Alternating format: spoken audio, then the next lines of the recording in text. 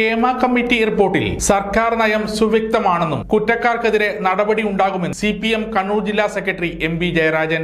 എത്ര ഉന്നതരായാലും തെറ്റ് ചെയ്തതായി കണ്ടെത്തിയാൽ നടപടി സ്വീകരിക്കും. അത് സർക്കാർ അക്ഷരം പ്രതി ഇപ്പൊ നടപ്പാക്കുകയാണ്. ചില പരാതികൾ ഓൺലൈനിൽ കിട്ടി, കേസ് രജിസ്റ്റർ ചെയ്തു. ചില പരാതിക്കാരുടെ മൊഴികളെടുത്തു, അതിൻ്റെ അടിസ്ഥാനത്തിൽ കേസ് രജിസ്റ്റർ ചെയ്തു. നേരത്തെ തന്നെ കേരളത്തിലെ ചലച്ചിത്ര മേഖലയിലെ ഏറ്റവും പ്രധാനപ്പെട്ട താരങ്ങളിൽ ഒരാളുടെ പേരിലും സംവിധായകരിൽ ഒരാളുടെ പേരിലും ഉൾപ്പെടെ 5 കേസുകൾ ഹേമ കമ്മിറ്റി റിപ്പോർട്ട് വരുന്നതിന് മുമ്പ് തന്നെ എടുത്തിരുന്നു. ഇപ്പൊ സർക്കാരിന്റെ നയം സുവ്യക്തമാണ്. തെറ്റ് ചെയ്തവർ, കുറ്റം ചെയ്തവർ ആരും സംരക്ഷിക്കപ്പെടില്ല. അതൊക്കെ ചർച്ച ചെയ്ത് തീരുമാനം എടുക്കേണ്ട കാര്യമാണ്.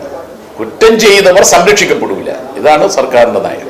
നിലവിൽ ഓൺലൈൻ വഴിയും നേരിട്ടും ലഭിച്ച പരാതിയുടെ അടിസ്ഥാനത്തിൽ കേസ് രജിസ്റ്റർ ചെയ്യുകയും പരാതിക്കാരുടെ മൊഴികൾ രേഖപ്പെടുത്തുകയും ചെയ്തുവെന്ന് MB ജയരാജൻ പറഞ്ഞു. അവര് കേസെടുത്തപ്പോ ബഹളം വെച്ചല്ലോ.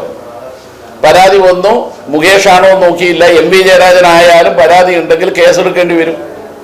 അത് സമൂഹത്തിന് നൽകുന്ന ഒരു സന്ദേശമുണ്ട്. ആദ്യം നമ്മുടെ നാട്ടിലെ മാധ്യമങ്ങളെല്ലാം പ്രചരിപ്പിച്ചത് ഒന്നും ചെയ്യലുണ്ടാവില്ല എന്നായിരുന്നു. അത് മാറിയില്ലേ ഒരു 2 ദിവസം കൊണ്ട്.